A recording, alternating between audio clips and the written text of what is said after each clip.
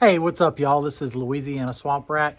Just wanted to come to you. I felt the need to speak a little bit about Sift Chain and my status on it, my feelings on it, my exit from it. I just wanted to say, first of all, that I still fully back Sift Chain. I think they've got great ideas. They've got lots of protocols, margin trading. They were first to market from Ethereum to Cosmos. But most importantly, I'll always be in Sifchain's debt because on Krishna Janmashtami, I think they created a one-off image in relation to the 1,000 Rowan giveaway that I gave on Krishna's birthday. So thank you, Sift Chain. You'll always eternally be in my debt, and I appreciate you and love you guys for that. But I did want to talk a little bit about why I left Sift Chain. This isn't a slam. It's not really heavy criticism. It's just I think you guys deserved to hear from me directly about why I did exit my position. Everything I do, all the investments I make, they're just they're my own decisions, and I was calling Sift Chain at around the 13-cent level, and not right now. And so but I was buying, just so you guys know, I was buying Sift Chain at 53 cents on AEX. I've got videos to prove it. And because I was still under the impression at that point, when it was in the high 40s, mid-high 40s, that dollar to all-time highs were still incoming. I saw that at the 10-cent range. Every indication from my analysis was that we are going to $1, $2. But that failed to materialize. And so anyway, I do want to apologize because I got a bunch of friends to buy it at 42 cents. And I was still in the mindset of this is fucking cheap at 42 cents. So keep buying. It's going to keep rolling up. The TVL, which is total value locked, is going to come in because it's a revolutionary platform with IBC, with Ethereum, USDT, USDC, WBTC. I'll come look at it in just a second, sweetheart. Oh boy, I'm in trouble. She always wants to talk when I'm doing a video. Anyway, fact is, for a multitude of reasons, the money didn't come in, it's not coming in, and it's not happening. So it's a tough one, you know. I was really everything, all of my bullishness, all of my buy Sift Chain, buy Sift Chain, buy Sift Chain, it was legitimate, it's honest, it was genuine, it was sincere, it was never pump and dump. This video is actually inspired by somebody on Twitter, and I should have remembered their name or looked at their name. They're like, with Matisse, they say, are you just gonna pump and dump and leave everybody high and dry again like you did with Sift Chain? When I sold my Sift Chain, I did it over 2 days. I sold 30% or so one day, and then the next day I sold. Look, when I sold all of my Sift Chain, the price went down a half a penny. So my little guppy ass, I mean, I had like $200,000 worth, and on a $60 million project, that's a blip.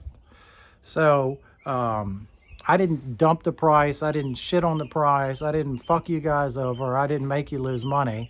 But I do have some weight to carry in the fact that I did tell you guys and a bunch of my friends and even myself in the 40s that there was a long way to go and there's a lot more success to happen. So my buddy, my buddy who got into Sift before me because he had his money available, he started buying it like 10 cents. He did really well. He wrote it up and sold it all, and it came down. He bought a bunch back and wrote it up again, and he actually made like 400,000 Australian, I think, in Sif in 2 weeks or so, a few weeks. He did way better than me. I ended up with about a 65% profit on it, 17-cent entry maybe, kind of on average, and sold at 28 or so. But I don't have time to be trading. I have no idea what's happening in the short term as far as, oh, it's going to go up to here, it's going to retrace, it's going back up. Look, I'll be honest with you guys. I'm busy wiping asses and changing shitty diapers and cleaning the house and cooking and cleaning. And my wife's really busy too. There's just a lot that's demanded upon the rats in the trenches and family life. I wouldn't change it. I love it. My kids are great. But it's not like I can spend 12, 14, 16 hours a day trading, researching, finding every little thing. There's just not time. My wife, she's not even happy with how much time I spend now, and I want to spend way more. So get to it, right? Why the fuck do you leave Sift Chain? So here's why I left Sift Chain. My buddy who made all that money, he's like, you know, I'm seeing lots of issues. What are those issues? The USA blockage, that's a big issue. And I had a big name in crypto reach out to me, and it's like, man, this is a red flag. That is a big red fucking flag. On top of that, their validators, the people validating the network, there's, at the time, this was like a week ago, 2 weeks, 85.7% of the validators were Sifchain themselves, Sifchain spinoffs, Sifchain affiliated. That's centralized as fuck, and that's a big red flag. And I just kept my head in the sand. I talked to some people about it, like, oh, I'm not worried, not worried. Well, it's not good, you know. The validators need to be spread out, and apparently they have to whitelist you to even validate with them. So no other Cosmos project that I know of has that same kind of mentality, and it's a block. Initially, when Sifchain came out, there was it said no USA, no UK, no EU. Well, who the fuck's left? That's fucking 90% of the money in the world. There's China, you know, but who the fuck else is left, you know? But so they have changed it to Dish USA, and they had a scary VPN block thing on there, but that's gone. But the biggest thing is that it appears that Sifchain is run like a clusterfuck, and their willingness to relate to the community, directly reach out to the community, is fucking shit. It's piss poor communication. And you can be the smartest motherfucker in the world, but in crypto, you got to talk, you got to communicate. Charles Hoskinson, he's on live streams every day. Greg Osuri, he's available 24 hours a day. Fucking dude doesn't ever sleep. Just, what do you need? I'm here to help. He's humble. He's out front. Jazeer, I tried to catch him on a few streams. Oh, he's unavailable. Hey, what's up with Jazeer? Oh, he's too busy. Oh, too busy. Nah, didn't make it. If you go to his Twitter, it's like a fucking ghost town. That doesn't do it. It's not going to cut it in crypto. You got to be out there. Who's the marketing team? Oh, that's all private and silence. Can't know anything about it. I just think they're fucking arrogant and out of touch and run like shit. And that's the overall feel that I had been getting, but I didn't want to admit it because I was so vested in it from an investment perspective. But the last few days before I sold, I was getting stomach aches, fucking headaches, stomach was cramping, and it's something ain't right. If you're, and I get this, I've got it before, and I've fucked some shit up before, but I was getting all the physical signs of, man, shit ain't right. So I decided to take an internal look. I'm kind of kicking myself because I knew it was time to get out of Sift, but I had a bunch of external pressures keeping me in. And I'm into another project, but you don't want to hear about that because y'all think I'm full of shit. But I'm here to say I'm not full of shit, and that's why I'm talking to y'all, to let you know where I'm coming from. So what's the time frame? Do we need to go now? All right, I'll be there in a minute. Anyway, it's family time, like I said, fucking full on. But having said that, I still think Sift can be a $1 billion company. I want them to be a $10 token. I wish Sift the best. I wish all the investors the best. I have no ill will for anybody, but these are all valid and reasonable considerations that led to my decision. And oh, another thing, fucking deadlines. Oh, we're gonna come out with the decks here, and it was a month later. And then, oh yeah, we're gonna have the Polygon bridge a week after. It's a fucking month later, and they're just talking about it and testing. It's like, fuck, you know, fucking get your shit together. Don't make promises. They stop making promises and on times and delivery and all that shit because they never fucking make anything. But their tech is cool. It's got some really good stuff about it. So don't think I'm on a big shit fit mega critical fucking trip about them. I just thought that it was time for me to move on, and I've given you my reasons, so I hope you respect it.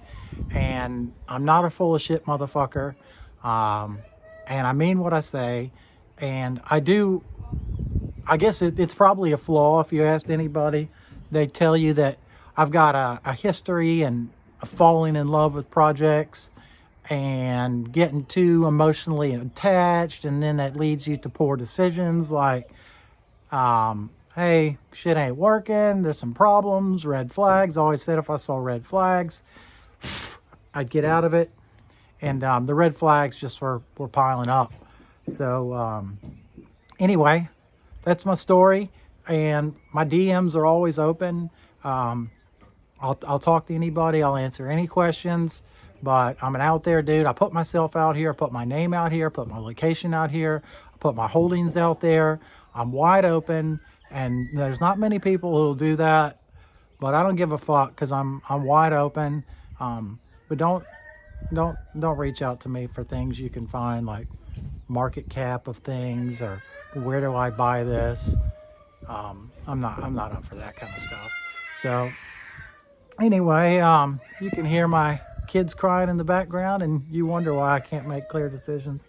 So anyway, Sif, I still love you guys, but you need to get your shit together and stop being so fucking arrogant and not communicate with people and not put yourself out there, because it doesn't work.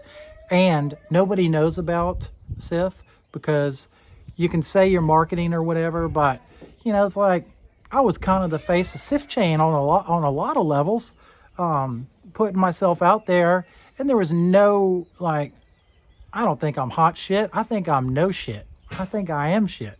But there is no communication with me like, hey, what about this? Or, you know, it's like, we don't want to hear what you have to say. We don't want your feedback. We're not doing shit. We're the dark, shadowy fucking coders in the room, but we're out of touch with the people. We're out of touch with the holders. We're out of touch with the investors.